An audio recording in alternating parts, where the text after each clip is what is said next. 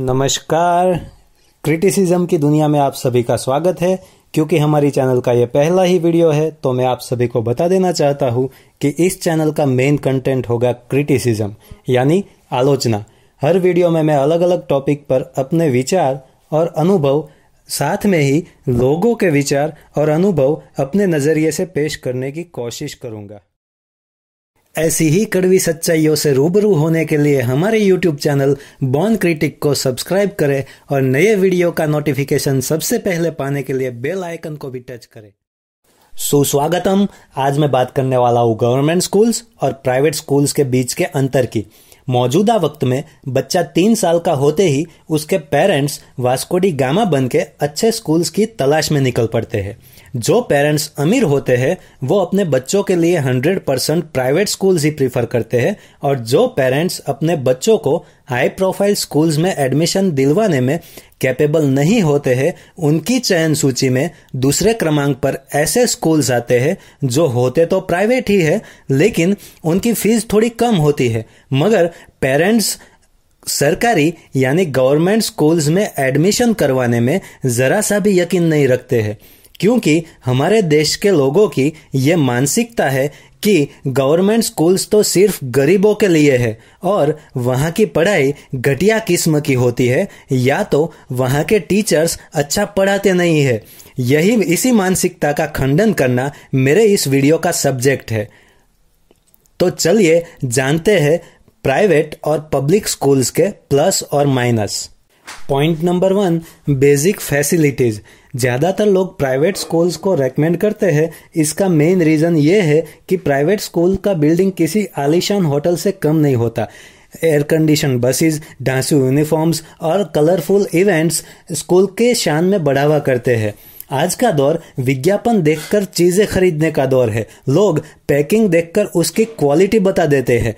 बस इसी गलत फहमी का शिकार होकर पेरेंट्स विज्ञापन पत्रिकाएं या तो रास्तों पे लगे बड़े बड़े होर्डिंग्स देखकर स्कूल की चॉइस करते हैं। अगर हम बात करें गवर्नमेंट स्कूल्स की तो यहाँ का बिल्डिंग किसी झोंपड़े से कम नहीं होता। उनकी यूनिफॉर्म आज भी गरीबों वाली फीलिंग देने वाली होती है। रही बात विज्ञापन या शो ऑफ की तो इस सब्जेक्ट में गवर्नमेंट स्कूल्स के 0 मार्क्स आते हैं। ये 3 पहलू गवर्नमेंट स्कूल्स के डिग्रेडेशन में अहम भूमिका में रहते हैं। गवर्नमेंट स्कूल्स में सालों से कोई अपडेट ही नहीं आया है, लेकिन किंतु परंतु इन सभी बातों का पढ़ाई के साथ कुछ लेना देना नहीं है। पुराने जमाने में ऋषि मुनियों के आश्रम में पेड़ के नीचे ही पढ़ाई होती थी, फिर भी उनके शिष्य होनहार और काबिल हुआ करते थे। शिक्षा आलीशान बिल्डिंग्स, एयर कंडीशन बसेस या बड़े बड़े विज्ञापनों से नहीं आती है। शिक्षा आती है होनहार और काबिल शिक्षकों से।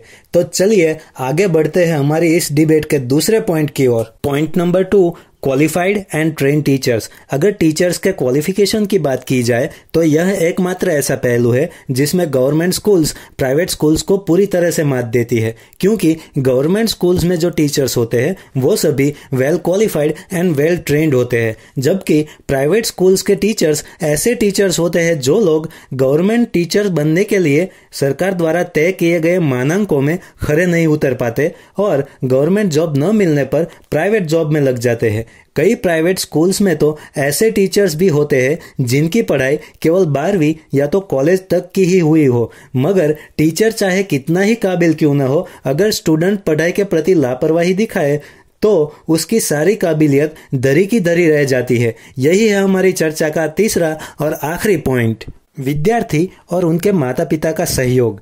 Education is a 3 dimensional progress, यानी शिक्षा प्रणाली के 3 पहलू होते हैं।